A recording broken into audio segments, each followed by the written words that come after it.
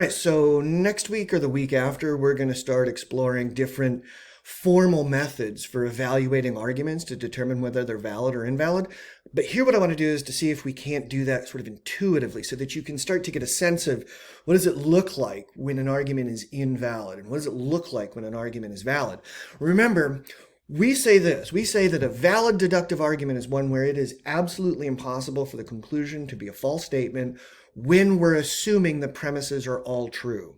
Okay? When we assume all the premises are true, there's no way the conclusion could be false in a valid argument. Okay? But in an invalid argument, it's possible, it's not necessary, but it's possible that the conclusion statement could be false even when we're assuming the premises are all true. Okay? And the important point here is when we assume the premises are true. Okay? Because I'm going to give you a couple of arguments, and we have to work off the assumption that the premises are true, even if we know they're in fact false statements. Okay? So what I'm going to ask you to do is to look at these two arguments. Each one has two premises, statements number 1 and 2, and your job is to do this. When you assume that statements 1 and 2 are both absolutely true, is there any way you can think of the third statement, the conclusion statement, being false? Okay, so I'm going to pause your video, look at these arguments, come to your judgment, and when you're ready to rock and roll, restart your video and we'll check your work. All right, so argument number 1, all humans are mortal, Jack is immortal, therefore Jack is a human. We're going to assume that all humans are mortal is true, and it is. We're going to assume Jack is immortal is true. Is there any way it could be false in that case that Jack is a human? Yes, there is. What if this? Let's assume it's true that all humans are mortal, and let's assume that Jack is immortal because Jack is my dog. My little Jack Russell Terrier I've named Jack.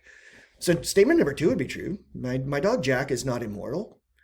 But statement number 3, the conclusion, would be false. Jack's not a human, he's a dog.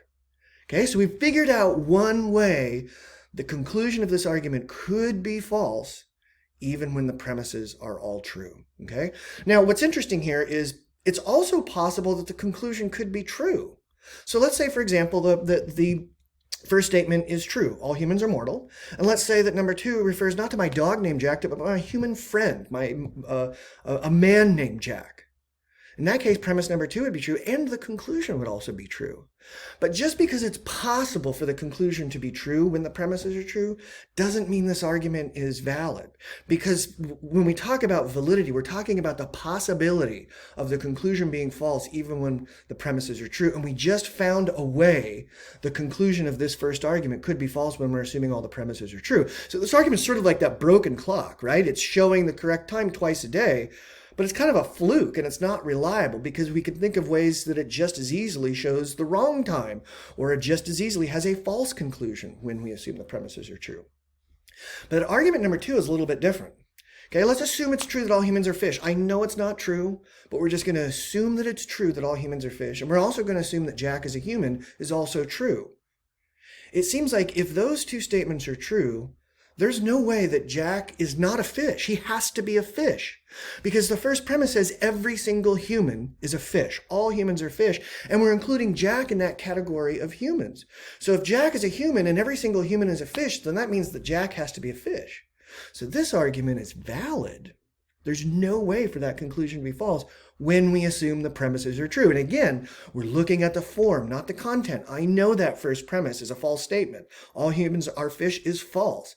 But when I'm looking at validity, I'm trying to determine whether or not it's possible for the conclusion to be false when I assume the premises to be true. All right, let's look at 2 more arguments.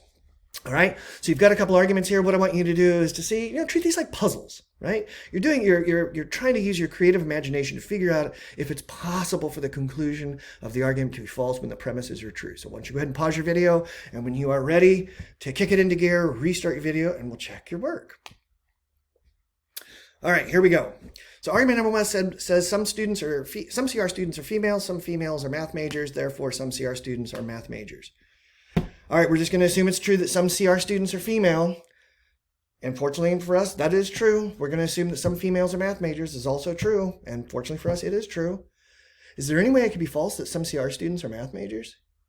Did I hear you say yes? Yes. Because maybe those female math majors that are referenced in premise number 2 are CPH, HSU students, or they're student math majors at some other college. In that case, it would be true that some CR students are female, because we do have female students at CR. And it would be true that some females are math majors, because we know at lots of other colleges and universities there are plenty of females who are math majors. But that doesn't necessarily lead to the conclusion that some CR students are math majors. Right? So we thought of a way the conclusion could be false even when the premises are true, and that means the argument is invalid. Again, even if coincidentally all 3 statements are true, they're not true because of the argument. That's the broken clock being right twice a day going on here. Now look at the last argument here. Some logic problems are easy problems. No easy problems are problems worth doing. Therefore, some logic problems are not problems worth doing. Okay, so I've got my container of problems worth doing, and I look at it, and you know what? I don't see any easy problems in this container. I got a container that has every single problem worth doing, and when I look at it, I don't see any easy problems. But I look and I see that some logic problems are easy problems. I can see that with the first premise. So if that's the case, it has to be the case that some logic problems are not problems worth doing, because if they were problems worth doing, I would see them when I look in my problems worth doing container, and premise number 2 says you're not going to find any easy problems in there. Okay, so this argument is valid. All right, so hopefully you're getting a sense of this, what it looks like when an argument is valid or invalid. If it's not making total sense yet, that's okay. We're going to work on developing methods, and we're going to practice this a lot, and you will rock and roll, I'm confident.